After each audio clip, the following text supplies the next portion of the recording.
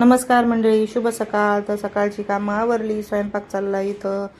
तर मला आज उपवास आहे, सोमवार आहे. तर मुलांसाठी जेवण बनवते. 2 चपात्या अदितीसाठी अशा मऊ बनवल्या आणि अनिकेतसाठी अशा थोड्याशा कडक बनवायच्या होत्या. तो म्हटला की मला कडक चपात्या खायच्या, जेणेकरून रोटीची फिलिंग येईल त्याला. त्याला अशा कडक चपात्या खूप आवडतात. तर सकाळी जरी मी चपात्या बनवून ठेवल्या तरी दुपारी जेवायच्या टायमाला तो काय करतो, पुन्हा गॅसवर कडक चपाती करतो. तर मग आज जेवणाचा टाईम झालेलाच होता, तर म्हटलं मग बनवते मी कडक चपात्या. तर अशा बनवून ठेवल्या 2 त्याच्यासाठी कडक, आणि लगेच तव्यावर बटाट्याची चटणी करण्यासाठी घेतली. 2 बटाटे उकडून ठेवले होते.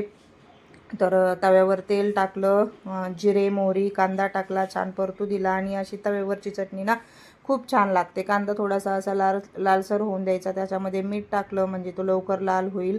आणि लगेच आपला कांदा लसूण मसाला, लाल मिरची पावडर आणि हळद टाकली, छान मिक्स केलं. आणि जे आपले ते बटाटे असतात ना, त्याच्या अशा फोडी करायच्या नाही, तर ते असं मॅश करून घ्यायचं. खूप छान असं भरीत होतं. तर तुम्ही बघू शकता मी कसं असं उलटण्यानं त्याला असं दाबलंय, जेणेकरून ते छान अशा काही फोडी राहतात, काही मॅश होतात आणि छान अशी चटणी लागते. आणि हा माझा लोखंडाचा तवा असल्यामुळे तर याच्यावर खूप छान अशी टेस्टी चटणी बनते. चटणी बनवून घेतली, नंतर त्याच्यावरून थोडंसं तेल फिरवलं अजून, आणि नंतर मग 2 मिनटं झाकण ठेवून दिलं.